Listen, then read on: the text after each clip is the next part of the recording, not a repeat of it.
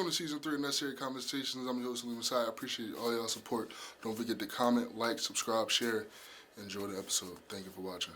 Welcome back to Necessary Conversations. I'm your host, Saleem Messiah. I got my guy, Coach Hawk. How you doing? I'm doing great, man. It's been a good time. This was a good season, and I'm excited to recruit and get ready for the next one. This is your first year at AIC. How was it for you, the whole process and everything like that going through the season? Yeah, I mean, it was good. I was lucky to be blessed with a good group of guys, and I was able to be here in the spring, so I was able to build a relationship with them before the season actually got started.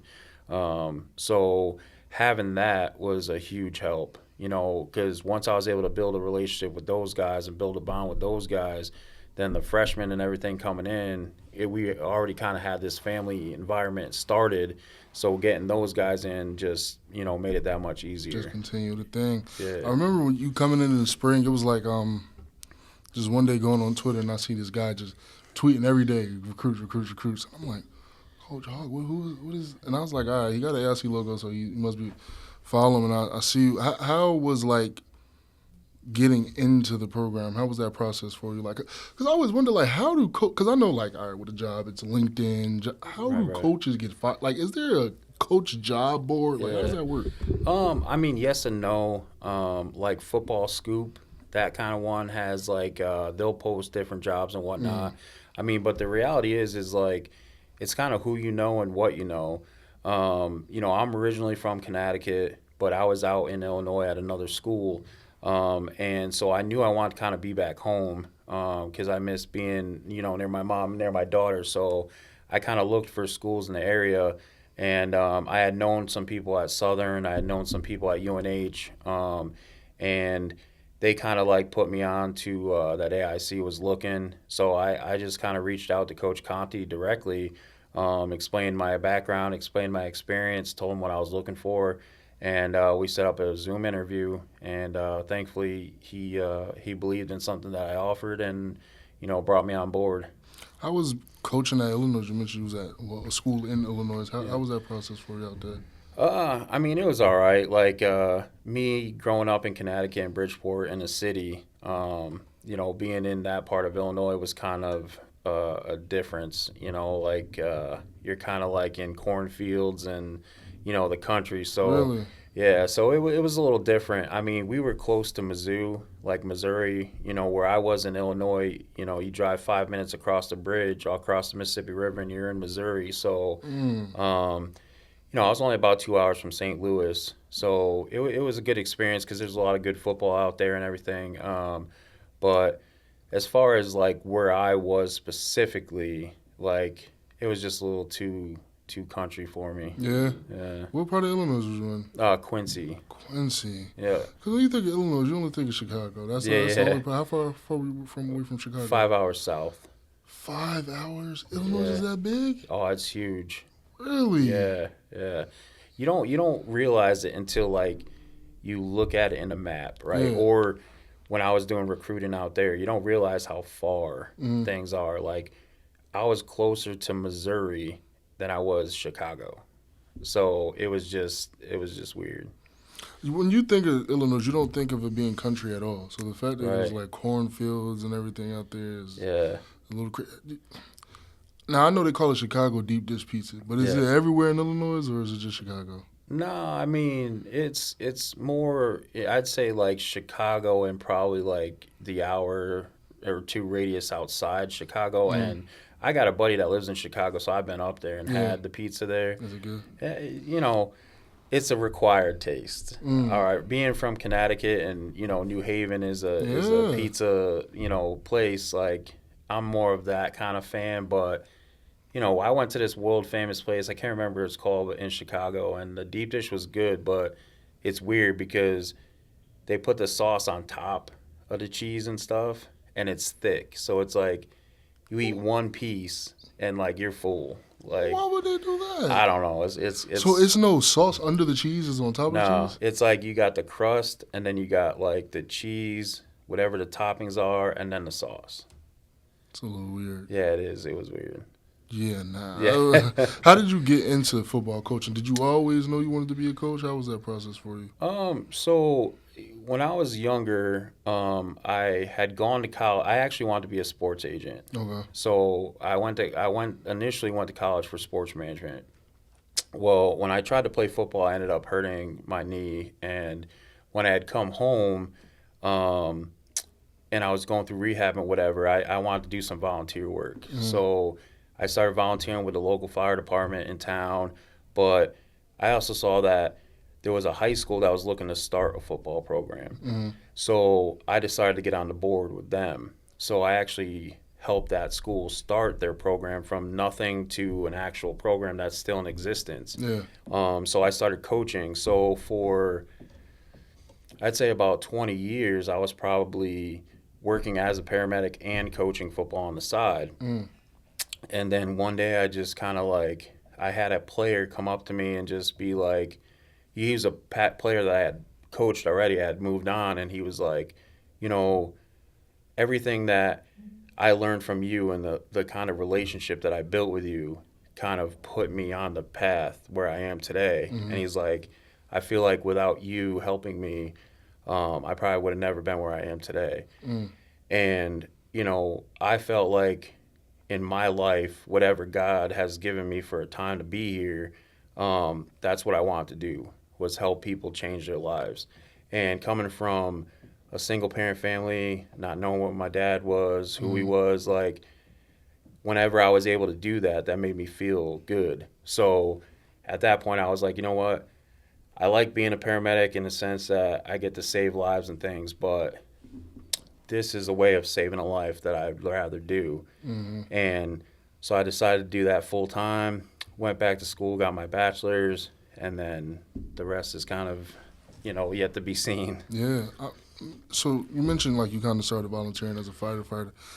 Did you have to like take classes to become a paramedic? Like, what made you go from firefighter to paramedic? Yeah, so basically, when I got into the fire department, luckily within a couple months of me being there, there was an EMT class that was being offered, and the fire department wanted to pay for it. So the more training you have, the more they can, get out of you. So basically, they were like, hey, listen, we'll pay for your classes, everything like that. So I was like, all right, that's fine.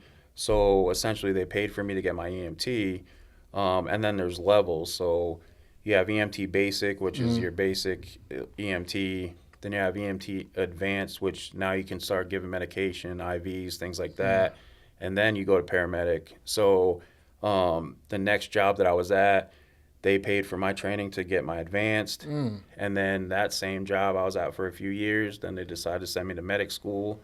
So it just kind of was like, I guess I was in the right place at the right time, Because not a lot of people, they gotta like actually pay for the Right. paramedics and things like that. Was that something you kind of favored more than being a firefighter? Yeah, I mean, to me, it's like I don't do very well sitting in an office like constantly all day. Yeah. So being a firefighter was good, but it was a lot of hurry up and wait. You Yeah. kind of sit around till things happen. But working on the ambulance, you're always busy. I mean, there was times I'd work a 24-hour shift, and I would do, 14 calls in 24 hours. So it's like you're basically either on a call or at the hospital doing paperwork. Yeah. So it's kind of like it was just more of a fast-paced environment that I felt like just fit me more. I wanted to be more in the action. And also as a firefighter, it's like you do one job. It's like, I shouldn't say you do one job, but realistically, like you wait for a fire, you do something. But as an EMT or a paramedic, like you're much more hands-on. You kind of have more of an impact on a person. And for me, it's always been more about what I can do to help the person than the situation. So when it comes to like being an actual paramedic, it's so much that you might see. I mean, obviously you don't know what you don't know till you don't know it. So did you know what you were like? I might see this as a paramedic. I'm fine. Like, did you have any idea of that, or was just like I'm just go in, they're paying for it, let's do it? I mean, like you get the idea sort of when you go into class. Like they they try to teach you how to handle certain things, right? But obviously, like, they can never make you prepared for everything. Yeah. You know, so you have to be the kind of person that is able to adapt to the situation. It's like, you know, you got to be able to show up to a scene and basically whatever the situation you find, be able to adapt to it. You know, it's like everything's not the same. You know, even, you know, a gunshot. You know, if somebody gets shot in the arm and the leg or the chest, those are all different scenarios. Yeah. You know, if somebody has a heart attack, there could be different reasons that caused it. So there's like basic treatment modalities that are attached to every situation, but also every situation is different and might need a different thing. So you got to think outside the box. And I think that is kind of what helped me transition into coaching, because just like you deal with different patients in different situations, you also would deal with different players from different backgrounds and things like that. So understanding how to take your training but apply it to different situations kind of made it helpful. I can't look at certain things, Coach. Yeah. I just can't. Like, if somebody breaks their leg and it's No, it's definitely something that you can't prepare yourself for until you get there. And then when you get there, you either know I could either see this again or I can't. Yeah. And for me, it wasn't more the grotesqueness of the injury or what you saw. For me, it was almost like somebody took a box with puzzle pieces and dumped it out. Yeah. And I had to put the pieces back together. So I didn't necessarily see the injury as much as I saw, what do I need to do to fix this? Yeah. And I guess that kind of took away the grossness of it. Yeah, that's a way to look at it. But when you get to the scene and it's just, I can't. My brother, he fell on the concrete one time playing basketball. His knee busted open and was white meat. Yeah. Mom, I can't.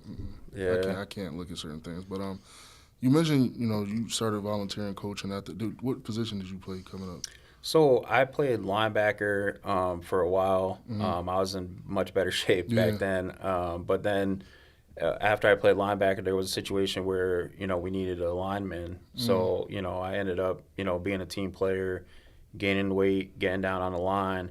So inside linebacker and D-line has always kind of been my coaching experience. But I just kind of like fell in love with the D-line the more that I did it and the more I got into it, just because, I felt like the battle with the offensive lineman in front of me was more intriguing. Yeah. It's like it became a chess game. Like, I got to study how you prepare for me, and then I got to prepare for you, and then I got to learn your blocking scheme and how do I defeat that. And, I'm not the tallest guy in the world, so I had to basically take my knowledge of leverage and strength and, use his positioning against him. So for me, it just became more of like a challenge. Yeah. Like, how do I become the best at this that I can be by also beating that guy based on what he wants to do? So I just love the challenge of being on D-line.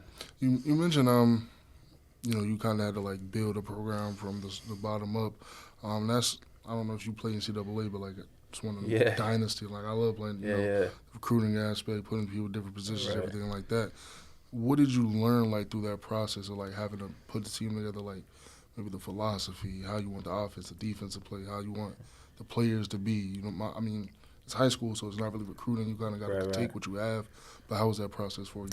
It was a challenge at first, but I think the biggest thing is once you realize what you have, then that's where you can build off of. Like, I've always been a strong believer in like you build the team around what you have, not make the guys adapt to your team. So essentially, it's like when I was a coordinator, if I wanted to run a 4-2 defense, but I didn't have the players to run a 4-2 defense, then I'm not going to make them learn it. I'm going to adapt to what I have. So it was kind of a similar situation. Like, I basically had to have kind of like a combine type tryout.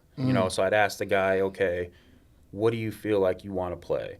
You want to play this? Okay, this is what we're going to do. We're going to have you run through these drills, see how it fits. And then we did that with everybody. And then we kind of separated the guys who we knew were 100% this position, and then the guys who were on the line would maybe be in another position.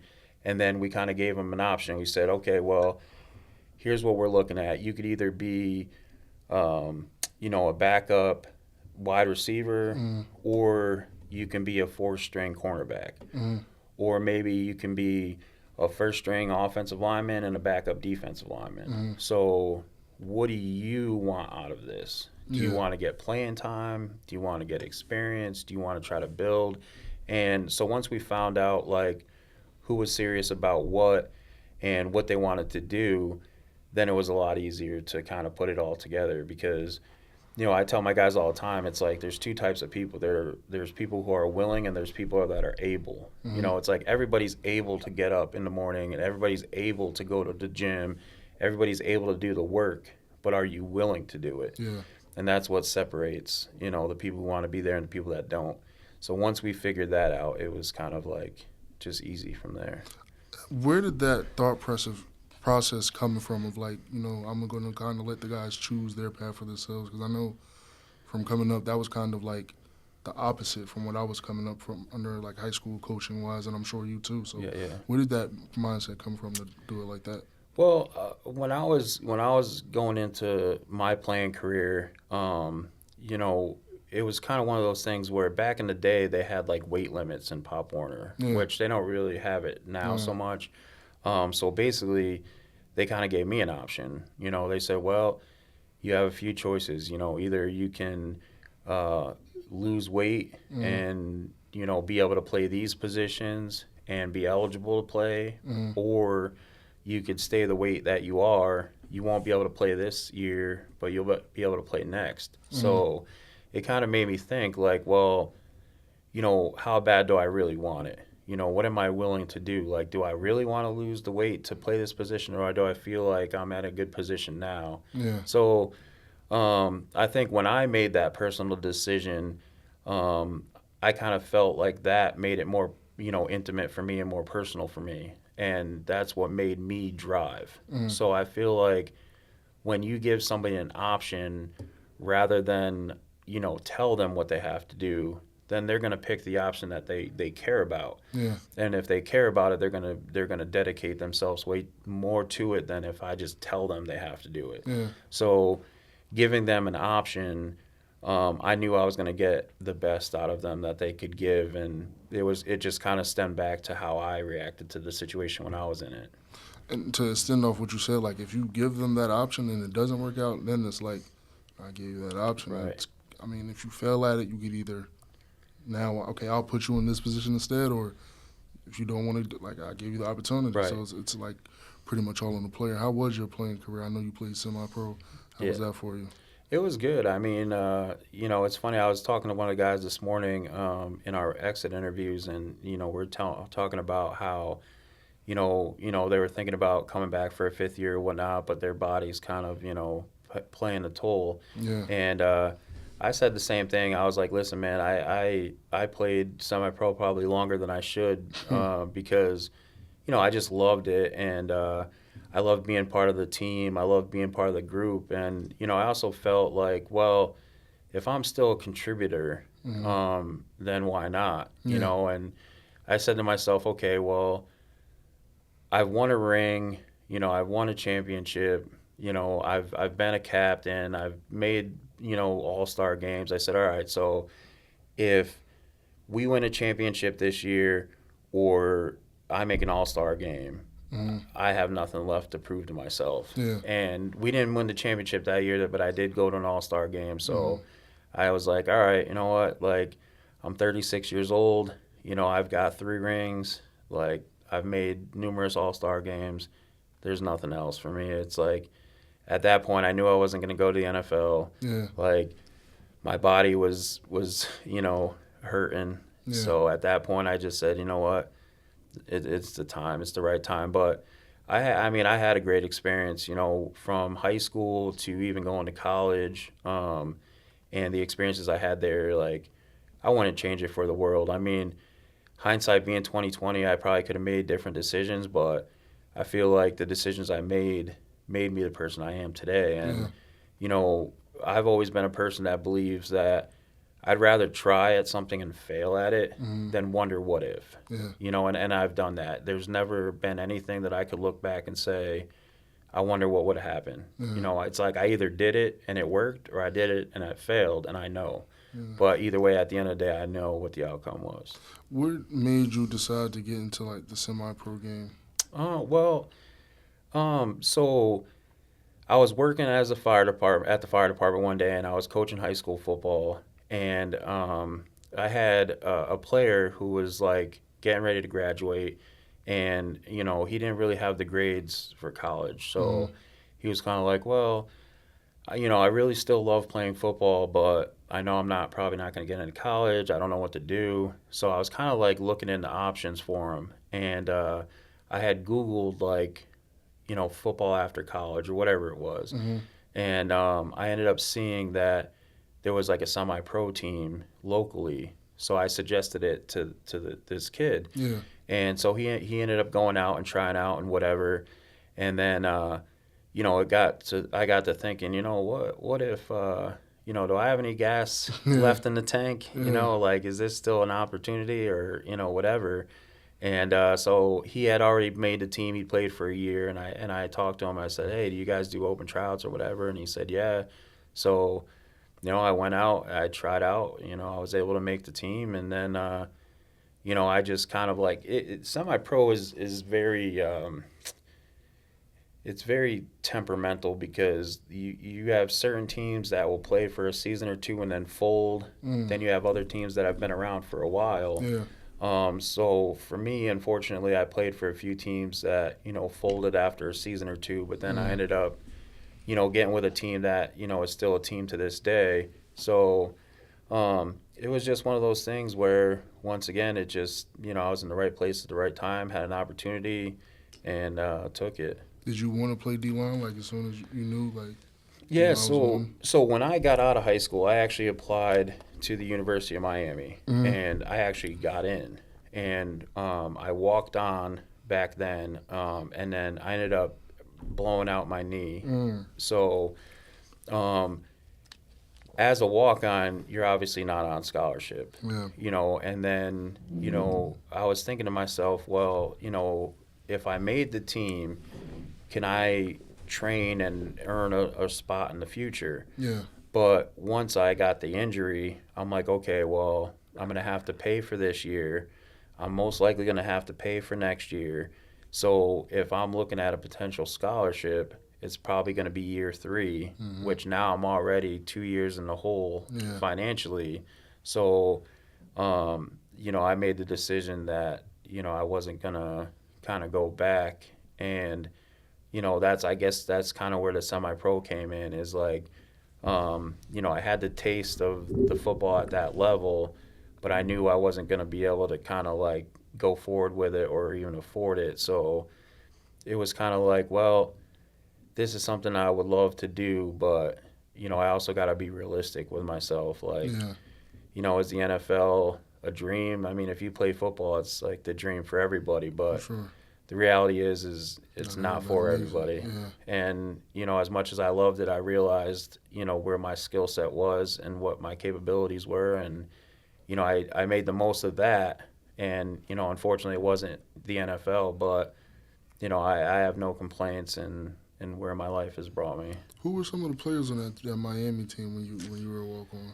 Oh, geez, that was like the 2002 team. So you had like Ken Dorsey, Clinton Portis, Andre Johnson. Jeez. Yeah, like I was there in 2002. Yeah. So they had just won the national championship in 2001. That was Sean Taylor, right? Yep. Sean Taylor class. And then that year in 2002, we went to the Fiesta Bowl and lost in triple overtime to Ohio State when Maurice Claret was the running back there. Yeah. But also back then, we were also still in the big. We weren't in they weren't in the ACC yet. Yeah. So we had one. I think it was the Big 8, was it at the time? I want to say it was the it was the conference Boston College is in. They're in the ACC right now, I believe. Yeah, so they switched to. Yeah. So I can't remember off the top of my head, Okay. but whatever that conference was, we had won the championship for that. Mm-hmm. But then once we went to the national, that's when we lost to Ohio State. Yeah. But that 2001 team, I mean, in my opinion, is like arguably one of the best college football teams in the history of college football. Do you think it's better than the 2019 LSU? I mean, the 2019 LSU team was stacked offensively. Yeah. With that Miami team, we were stacked offensively and defensively. I mean, if you look at the guys on that roster that are in the NFL now and even in the Hall of Fame, I mean, like it was stacked. Yeah. So, I mean, it's kind of like comparing apples to oranges in that situation because, you know, 2019 is a different ball game than it was in 2002, you know.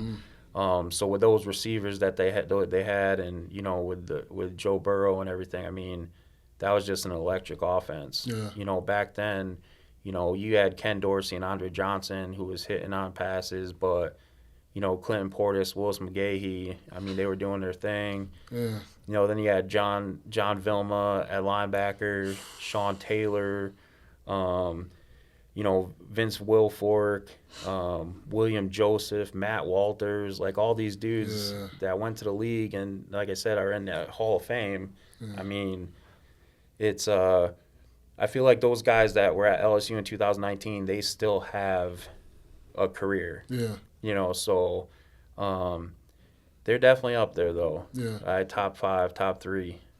Do you have, because I know they say, like, you know, things you see in practice is not comparable to what you see in the game. Yeah. You have any, like, crazy stories you seen any of your teammates do anything crazy at practice where it's like, is he human? Yeah, I mean, it's all the time. Yeah. Like, just some of the catches these guys make. Like, what people don't realize is that Division I football is almost like NFL practice. Yeah. You know, like, if you look at Miami back in those days, right? So 2001, they had Bubba Franks at tight end, right? So he got drafted first round to Green Bay Packers. Right behind Bubba Franks, you had Jeremy Shockey, first round draft pick to the Giants. Behind Jeremy Shockey, you had Kellen Winslow Jr., first round draft pick to the Browns. Behind him, you had Greg Olsen, first round draft pick to the Panthers. Yeah. So you had 3 first round draft picks sitting the bench when the other guy was in front of them. Yeah. So the talent level is so deep that it's like, you know, that's why I tell people nowadays, it's like everybody has this D1 or bust mentality. But the reality is they don't understand the talent that is at those levels. Like, when you see some of these guys on Saturdays making catches the way they do, like, they don't just make that catch in the game. Yeah. Like, they've made that catch before. You know, that's what made them make that catch that day. So, like, when you see these guys making these plays in practice, or, you know, you see some of these guys putting on a pass rush move or a bull rush move or something, it's like, that's why they're professionals. And practices over and over again. Yeah. You know, so I'm a strong proponent in the way you like, you can't practice soft and play hard. Yeah. You know what I mean? So the way you practice has got to be comparable to the way you play. Mm-hmm. You know, and at that level, it happens all the time.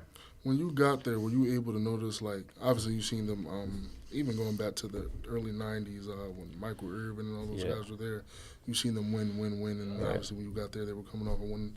Did you see why they were able to win, like the culture-wise? Were you able to notice that? Oh, yeah. I mean, the bond that there was a pride that they had. Mm-hmm. You know, it's like there's this big U in the locker room, and it's like, and this is years ago. They've redone everything since, but there was this big U, and you were not allowed to step on that. Mm-hmm. If there was like a speck of dirt or something on it, you cleaned it off. So it was like people just had this pride of being a Miami Hurricane, and like it was like this brotherhood of like everybody held each other accountable. You know, it was like if you messed up, it wasn't like the coach had to call you out on it. Like they would, but the guy right next to you is going to be like, bro, what are you doing? Like, get it together. So everybody held each other to a higher standard. And the other thing, too, is that people also knew there was a next man mentality. Yeah. Because, like I said, when you got first-round draft picks on the bench behind you, you can't mess up. Right. They're easily going to come right in and do your job, if not better. Yeah. So there was this mentality of, you got to be the best you can be or somebody else is gonna.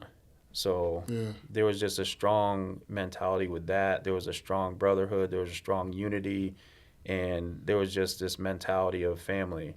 And I think that's what I've tried to bring anywhere that I've been as a coach. And I think that I've been successful with that. And, regardless of how the players perform,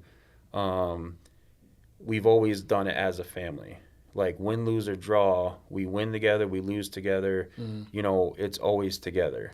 We never fight with each other. We never blame each other, and I think that is a huge part of being successful and building a future moving forward. So if anything, I think that was one of the things that they had, and I think that's one of the things that made them great. And I mean, if you even watch the games now, you see Michael Irvin coming down to the games and pumping them up on the sideline. You'll see Ray Lewis come down there, Ed Reed. And I mean, when you got guys like Ed Reed and Ray Lewis giving you speeches, I mean, you listen. Yeah, for sure. You mentioned like you walked on to Miami. Were there any other opportunities for you, or did you just want to did you kind of also have the mentality one of us? No, there was other opportunities, but like I always wanted to go to University of Miami because of multiple things. I mean, one, I always wanted to be the best I can be, and I felt like that was a place that you would find that out, and, one of the things is at the time, Jeff Merck was the director of football operations there, and, when I was meeting with him, he said, if you don't make the team here, is this a place that you would want to be? And it was. So for me, it was a win-win situation because at the end of the day, even if I didn't play football, I was still going to graduate with a degree from the University of Miami. So it wasn't necessarily a D1 or bust mentality as much as it was, can I perform at the level that I want to perform at? And if I didn't make the team, we didn't have the portal back then like we do now. So I would have kind of, done like Rudy, and just every year, tried again. Unfortunately, that's, that wasn't in the cards for me. And, I won't change the experience that I've had because it was a great experience. And, I met a couple friends that I'm still friends with today. And a guy that I used to coach with in Illinois, he's actually the assistant D-line coach there now. So, I communicate with him all the time. My buddy coaches the D-line at Mizzou. So when Mizzou was here practicing a couple weeks ago, he was kind enough to take time out of his day and stay after and talk to my guys and, give them some words of advice. So it wasn't necessarily a D1 bust mentality for me as much as it was wanting to see if I can compete at that level, and like I tell the guys now, if you're not at that level, then what are you doing? You mentioned like wanting to see if you could compete like at that level. I mean, you're coming off the hills of like guys like Warren Sapp and just dogs at the dogs. What was your like kind of welcome to college moment? Like, well, I'm not. I thought I was a guy, but like these guys are a guy. Like, what was that moment for you? I mean, it was realistically just in the tryout itself. Really? I mean, because when we showed up to the tryout, like Coach Swayze was the guy that was running the tryout, and he was. I hear about him a lot. Like he's a real guru. Right, and he was a strength and conditioning coach at the time as well. Yeah. And he looked at your shoes, right? And if you didn't have cleats on, or at least like cross training shoes, like he said, thanks for coming, but if you can't show up with the correct shoes on, you're not even ready to try out, so have a nice day. Yeah. So right there, people were cut. Mm. Then you have guys who, we did a drill where he said, I want you to, we were all on the sideline. He said, I want you to run from this sideline to the other sideline back, then to the middle and back. Mm. And some guys went all the way twice. Some guys went halfway. They didn't follow the order. Yeah. So he said, thanks for coming, but if you can't follow in simple instruction, I don't got time for you. Yeah. So it was like, man. And then as you went through each individual drill, they would either tap you on the shoulder and point to one direction or the other. Mm-hmm. So one direction was to the next drill, the other direction was, to the door. Yeah. So just from that moment right there, you're like, man. Hope it's not me to get Yeah, caught. like Yeah. they're serious, and then when you get to the point where you're always the big dog on campus when you're in high school. Yeah. And then when you get to a place like that, and not only do you have all the big dogs in their high schools, but now they're the big dogs in the world. Yeah. That first hit, coming off the line is always that's always the one that sets the tone, Yeah. right? And it hurt. Yeah, I'm not gonna lie, but you either tell yourself, all right, I'm either built for this Yeah. or I'm not. Yeah. And I want to get better, and I want to be at a position where, I could gain the respect of those guys. And like I said, unfortunately, it was cut short, to the injury, but it was an experience that I'll never forget. And but I will tell you, like, those are some dudes, man. Like, Yeah. from just watching the practice, like the speed, the intensity, like it is just a whole nother level. Yeah. Like if you as a player really think that you want to go D1, Mm-hmm. you better have a mentality. Yeah. Because it is a cutthroat world. It is a next man up world. It is a dime a dozen world. So you're either all in or you're all out. Yeah. Going back to like kind of the semi-pro thing, what was kind of like something where when you got in semi-pro, you're like, people make it seem like this and it's not. Like, what's a myth in semi-pro that you kind of like want to debunk? I mean, a lot of it is people think that, semi-pro is like, it's just a bunch of washed up guys that just want to continue playing football. Yeah. And that's not the case at all. I mean, there was some guys that I played with who went to UConn. Mm-hmm. There was one of the running backs who was the all-time state leader in rushing in high school in Connecticut. Mm. There was other guys who hadn't gone to college yet because their grades weren't good. And like back then, you didn't have all these JUCO options and these community colleges where you could play football. So they were essentially going to a community college, not playing football just to get their grades up. Yeah. And then were able to play here. And some of them were able to go on to, FCS, Central Connecticut, D1 schools. Some of them went to D2 schools. So is there people there who are kind of hanging on too tight and just wanting to play? Yeah, but at the same time, there are also guys who have been to the level and are trying to continue, or there are guys who haven't been there yet that have moved up. So, and once again, it also depends on the organization you're with and the league you're in. But I think that is a big viewpoint of semi-pro, is that it's kind of just a bunch of dads with their guts out, just playing football. But there is some talent there, and depending on how you play it, you can use it as a tool to get to the next level. You've seen a lot of football in your lifetime, and you've probably been to a lot of games, seen a lot of games on TV. What's a game that you wish you could like go back and like be on the sideline and really see in person? Man, I mean, there's a lot. It's one of the, I mean,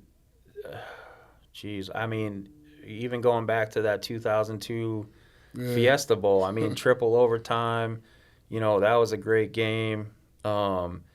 there was a few games with the Texas Longhorns when Vince Young was the quarterback. I mean, there's a lot, I mean, just recently, I mean, the game of football has changed so much. I mean, this Sunday, I was watching the Chargers Bengals game, and the Bengals, they were down, by a good, 3 touchdowns or whatever at half. Then they come back, tie it up, and then the Chargers score right at the end of the game. So I mean, there's so many games nowadays that are just like, I don't want to say it's football was boring back in my day, but it's definitely way more exciting now with, guys like, Michael Vick and Lamar Jackson and, these guys that are just electric. Yeah. Back in my day, I'm a Dolphins fan, hate to, say it, but, Yeah. Dan Marino, he was one of my favorite guys to watch, but he's not scrambling. He's a pocket passer. And, Zach Thomas is one of my favorite linebackers to watch. And, but those guys weren't, they weren't Ray Lewis. They weren't Lamar Jackson. They weren't these guys today like Saquon, jumping over people backwards. Yeah. So, Yeah. I mean, I couldn't pinpoint one game, but, I could just say that, my love for football is just, whether I like the team or not, the appreciation for the talent and the skill that these guys have. I will watch any game, regardless of if I like the team or not. Yeah. Just because you just have a respect for the way these guys play the game. I mean, you're from Connecticut. I mean, you could be like a Patriots fan. Yeah. You could be a Boston College fan. Yeah. UConn, UMass. What makes you like Miami Hurricanes and Miami Dolphins? Yeah. Well, so when I was a kid, there used to be this place called the Pasta Fair in Connecticut. It was a restaurant. And I was there one day with my uncle, and it was like a fancy type restaurant. And my uncle was there for this thing. He was in the Marines, so they were doing this ceremony. Well, Dan Marino was there, and so I got to meet him. Yeah. And he was a wicked nice dude. So, I didn't know who he was at the time because I was young. Yeah. But then my uncle was like, this is Dan Marino. He plays for the Miami. Actually, at the time, he had just got drafted to the Miami Dolphins. He was coming out of Pittsburgh, so he's like, oh yeah, he's a Miami Dolphin. Went to Pittsburgh, blah blah blah. Yeah. I was like, oh, that's cool.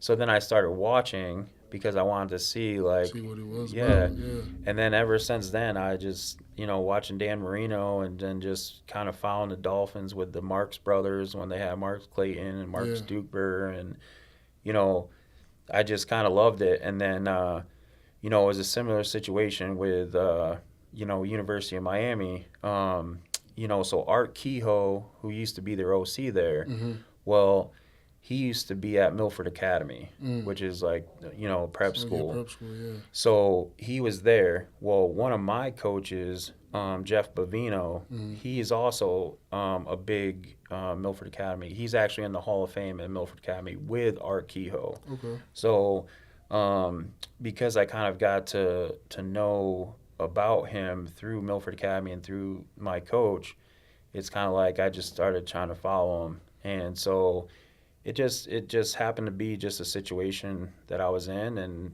University of Miami and the Dolphins kind of like were a situation. And then I'm a very lifelong fan, so once I'm kind of a fan of something, I'm kind of dedicated. So despite the way Miami Hurricanes kind of dipped a little bit, they're doing well now. And the Dolphins, I mean, I can't remember in my life when they were doing good, but you know what? I'm going to ride it till the wheels fall off. Do you think Tua needs to retire?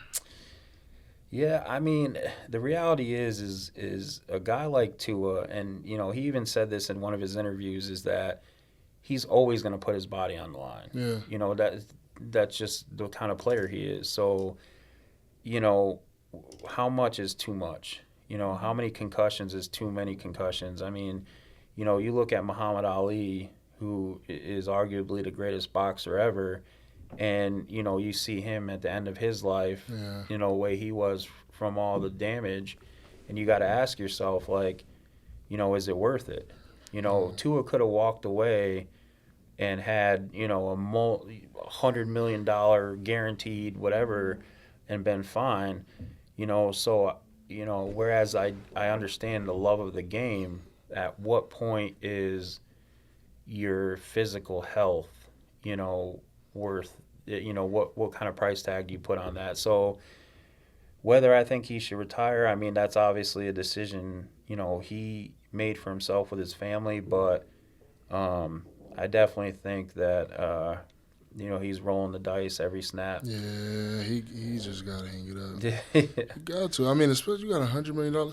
There's nobody on this earth that'll be mad at you, Right. except maybe the Dolphins owner. Yeah. That you're gonna hang it up. Like, Right. at this point, like, you talk about him putting his body in your line. You're putting your life on it Right. right now. Like, it's deeper than that. And it's like, I mean, it's football, so I don't know if defenders are going to be like, "Oh, this is too." Yeah. I mean, not. Yeah. They might kill him out there. I don't. Yeah. I just, and he's not like a bigger quarterback, kind of Right. smaller. So I don't know, man. I just think it's time for him to like just say, because really, you're a Dolphins fan. Yeah. Is he your Super Bowl quarterback? No. You're No. not going to win a Super Bowl. Yeah. Just Yeah. you got the money already. You got a couple rings from Bama. Right. Bama would always love you. I mean, even if you walk away from the Dolphins, I feel like Dolphins might always love you because Right. they know, just go ahead and leave it alone. Yeah. And I just think. But as athletes, the mindset and the pride, even, Right. that he's not going to. Right. And the thing is, too, is like, like me, I knew that it was time to step away. Yeah. And I wasn't getting $100 million. But I was able to keep my love for the game and coaching. And that's definitely, I'm sure, something he could do. Yeah. He could easily go coach somewhere. Yeah, for sure. And at that point, you're not doing it for the money. You've got the money. Yeah. So, like you said, you've got the money, you've got the rings. Go be a coach somewhere. Yeah. Still be a part of football, but be able to physically have a life, have longevity. Yeah. It's like, it comes back to, like, if I were to offer you $5 million right now, Mm-hmm. you would probably say, absolutely. Yeah. But if I were to say to you, I'm going to give you $5 million right now, but you don't wake up tomorrow morning, no, you ain't taking it. Yeah. So it's the same thing for him. Like, why risk your tomorrow? Take today, take your money, enjoy it, and make sure your future is good. Yeah, because as you know, I'm pretty sure, like, in football, it's not about today. It's about, like, you feeling it 20 years from Right. now. Like, in 20 years from now, when he's probably like 27, 20, Yeah. when you're almost 50, how is your body your brain going to react Right. as you get older? And that's the part I'm scared for. I just hope when he gets to that point, he's stable. But I seen a quote from Mike Tomlin. I seen a clip, and it was kind of talking like, I don't like when coaches say, like, this guy can't learn or this guy Right. can't understand information. Like, I run two coaching. That's kind of the vibe I get from you as a coach. What would you say is your philosophy as a coach?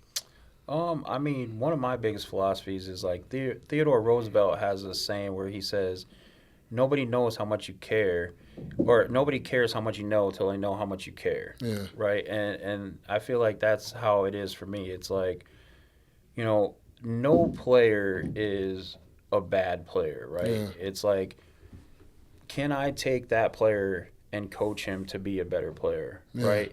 And if I'm coaching him to the best of his abilities, like, that's kind of like on him. Now, if I'm not coaching him and he's not developing, that's on me. Yeah. So I don't think it's a matter of whether a player's bad or not. I mean, everybody has a limit to their athletic ability, but am I getting the most of that?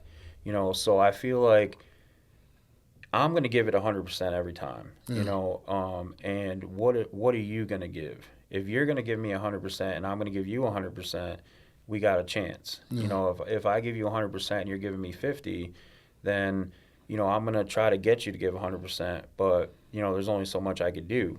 But if you're invested, you're going to get the best of me that I can give you. So I think that the very first thing you have to do is you have to gain a player's trust. Yeah. If they don't trust you, then you're wasting your time. For sure. Then they have to respect you. Now, I'm not a coach that needs to be feared. You know, I don't run around and yell and scream and, you know, do all this stuff. But I definitely want to be respected. Yeah. You know, and I tell my guys in the beginning of the season when we meet, I say, listen, you guys are adults. Yeah. I'm going to treat you like an adult.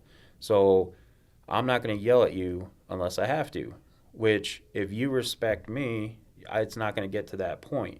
So I'm going to give you the respect, and I expect you to give it back to me.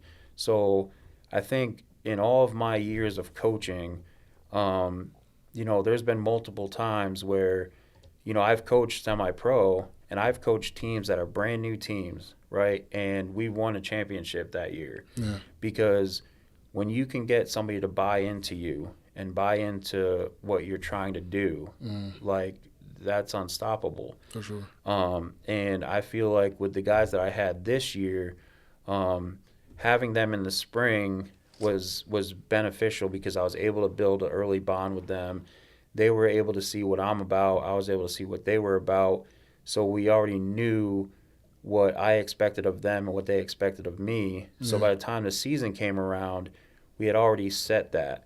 So now the new guys that came in, they were already like, Just follow suit. right. They just got acclimated to what we had already laid the foundation for. Yeah. So, you know, but it's very important to me that I have a good relationship with my guys. And it's not even just a defensive line thing. It's like, yeah, obviously I love my guys, but, you know, everybody on the team, before practice, I go around and I literally dap up everybody on the team. Yeah. You know, if I see them on the campus in the DC, I talk to them. Yeah. You know, so I feel like if you're a Yellow Jacket, you're a Yellow Jacket. For sure. Now, don't get me wrong, D-Block is my guys. Yeah. You know, and one of the biggest thing I always tell them too is that, you know, I don't care what happens around us. I don't care how the offense is doing. I don't care how the linebackers are doing, how the safeties are doing. It's what we're doing. We're going to do our job. Yeah.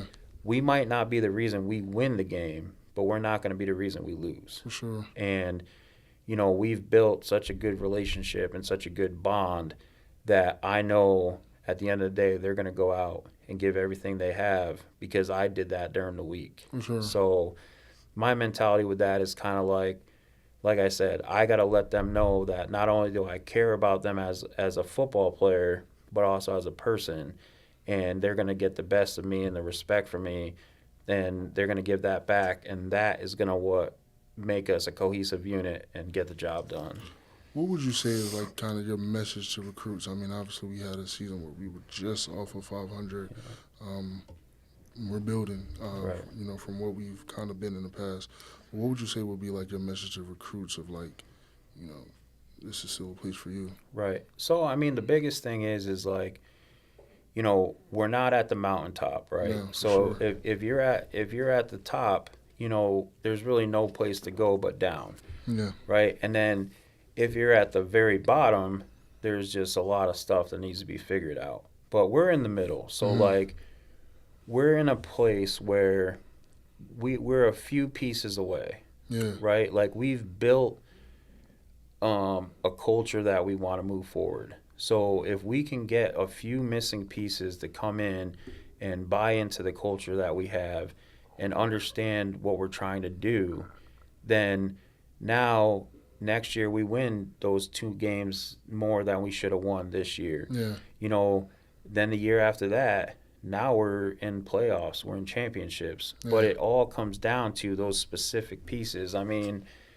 you know, Connor Dietz, like, you know, he came out of nowhere. That's special, man. Yeah. That's special. He went from a 4th-string quarterback to Rookie of the Week 3 times in a row. So, you know, it's guys like that. And I think we had a really good recruiting class this year. So I think a lot of the guys that we brought in who maybe not had the opportunity to play as much this year, they're definitely going to play next year. We had a Mikhail Muhammad as safety who played a few games this year, but we didn't want to burn his red shirt. So, but he's definitely going to be, like, he came into one game and had 10 tackles. Yeah. So he's going to be a contributor. So for all the recruits that are considering here, it's like you're going to be in a spot where you're coming in at the right time because not only do you have opportunities to help us be a better team, but you're also going to have the opportunity to be a part of something great. Like you can be part of the turning point that put the Yellow Jackets back into those early, teams where they were winning championships. And the other thing is like anybody who knows me knows that what you see is what you get. I'm not a BSer. I don't talk and tell you all the right things just to get you here. I care about my players. I care about my guys. So if you want to come play for somebody who you're going to get the most of and who's going to care about you as a person, come here, and that's what you get from me, and be a part of something moving forward. Yeah, I mean, like you said, it was definitely a special season. A lot of freshmen definitely contributed, and it was good to see. Where do you want to take coaching? Like, is it college level is where you want to cap it off? Do you want to go to the NFL? Do you want to be a head coach? Because I know Coach Carr, I was asking him, and he was saying, like, he doesn't want to be a head coach because it's all kissing babies and hugs and stuff. Like, he want to stay, like, just coordinator because he wants to actually teach football. But where would you want to take it? I mean, the reality is I'm kind of like, whatever people believe in or whatever, I feel like whatever God has in store for me is what is going to happen. But, For sure. As far as head coach goes, I would never want to be a head coach at any level other than high school. If I was at a point in my life where, I've been doing this a long time and I'm getting ready to retire, I'd go be a head coach for high school because, high school players still love the game for the game. And there's not all the politics, you don't have to worry about these budgets and all the things. And that's my biggest thing too. Like, Coach Carr said, it's like, I don't want to worry about the other stuff. I want to coach, So if I was a defensive line coach for the rest of my career, I'm 100% fine with that. If I had an opportunity to get to a D1 or an NFL team, the NFL I don't know so much about because, the NFL and even D1 is very, head coaches can get fired here and there, and then now you're looking for your next job. So, I mean, the reality is if I could find a solid D2 program that believes in me as much as I believe in them, and is willing to invest in what I believe in, I'd be a D-line coach at D2 the rest of my career. But we'll have to see what happens. At the end of the day, I just, I want to be somewhere that's going to invest in me as much as I'm going to invest in them. So if I could be a D-line coach for the rest of my life, I'd have no regrets. I'll be remiss to get you out of here before we talk about you being a father. I know obviously you take that very serious. I follow you on Instagram. You post a lot of things with father quotes. How has that changed or shaped your life? I asked a lot of people who have kids, and first thing, because I'm 23, I'm getting close to that age, I guess. So it's like, what have some things that you have learned and has changed in your life since becoming a father? I mean, there's multiple things. I mean, my daughter is by far the most important thing in the world to me. I don't have a lot of family. My sister passed away. So right now all it is my mom and my daughter. My mom, is 77, so she's getting a little bit older. So the reality is my daughter's the only thing that I have in this world. And, it's like you never realize how much you're willing to suffer for something, and my daughter's always been my why. Since the day she was born until the day that I die, she will always be the reason that keeps me going. And it's always easy to quit on yourself when things get hard. If I'm doing something and, I'm the only one impacted by it, I have that decision. If I quit, it's on me. But now that I have my daughter, it's like everything that I do, she sees. So if she sees me quit when times get hard, then she's going to quit when times get hard. If she sees me get flustered in certain situations, she's going to get flustered in certain situations. So I have to be that strong role model for her to show her that, life isn't always going to be easy. There's going to be things that are hard. There's going to be things that, you want to give up, but you can't. You have to keep moving forward. You have to keep trying, and it'll pay off. If I would have given up on things in my life, or I quit when people said I couldn't do something, who knows where I would be. It's like, I forget who said this, but somebody said that somebody is always achieving something that somebody said they couldn't. It's like somebody said you can't run a 4-minute mile, and then somebody runs a 4-minute mile. So it's one of those things where, when you have somebody who depends on you, it's like, it's like being a lighthouse, right? Those ships out in the ocean, they depend on you to lead them safely to shore. So if you don't do your job or you're not there, those ships are screwed. And that's kind of the way I look at it with my daughter.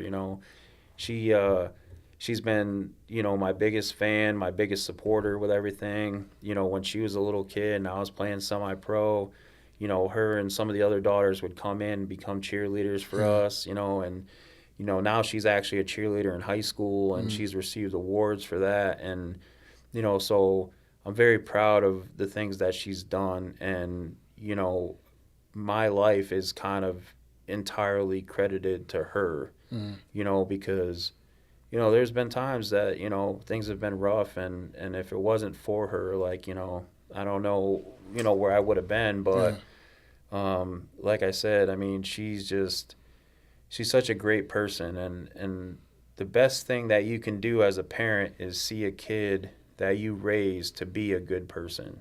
It's like, I grew up in an area that was poor. It was, I thought I was a minority for my whole life. Like, I was one of the only few white kids that lived in the ghetto that I lived in, So I learned that it's more about, the person than anything else. For sure. And she's become the same way. So it's like, she's never one to, like, make fun of people because of things or whatever, because she knows that, everything that I got, I worked for. I've never quit at things, and she's kind of, got that mindset as well. So, I mean, being a father is great, man. I'll tell you, it's like, now that she just turned 18 a month ago, and it's like, the conversations that we can have and the things that we can do together, and, like, it's just cool. It's like having a friend that for the rest of your life, so I can go on all day about how much she means to me, but, the reality is like, she's really all I got, so, everything I do moving forward is for her, and hopefully I set a good, standard. That's dope, man. And, from what I see, you're setting a good standard, for you to get this far to this point. And listen, I get you out here. I know you got a lot. You got 1 billion and 2 DMs. I don't know how you do it, but listen, I appreciate your time for coming on. I hope that season we could, take it to the next level, past what we did this year, and just keep coaching the guys hard, coaching them your way, and just making them better. You're doing a good job. Yeah, I appreciate it, man. Once again, I appreciate you having me. It's I've been waiting. to come on. Hopefully I'll be able to come on again. For sure, let's do it. Hopefully next time I come on, we'll be talking about playoffs. Yeah, man, because next time you come on around this time, you're not going to be going home for Thanksgiving. You're going to playoffs. That's the only thing that hurts me. That's the only thing that hurts me. It's tough. Can't go home for come on. Springfield food. Yeah. Doesn't matter. Coach, you got any shout-outs before we get out of here? I mean, I just want to give a shout-out to my players, all the guys, all the Yellow Jackets, especially D-Block. I love those guys. Give a shout-out to my daughter, obviously. She's the greatest thing. And then, like I said, whoever you believe in, but, I got to give a shout-out to God because, without him, I wouldn't be here today. Sure. And then, my mom. Love your mom. Yeah, let's do it. Coach, I appreciate you coming on. Necessary Conversation. I'm Saleem Messiah, and we out.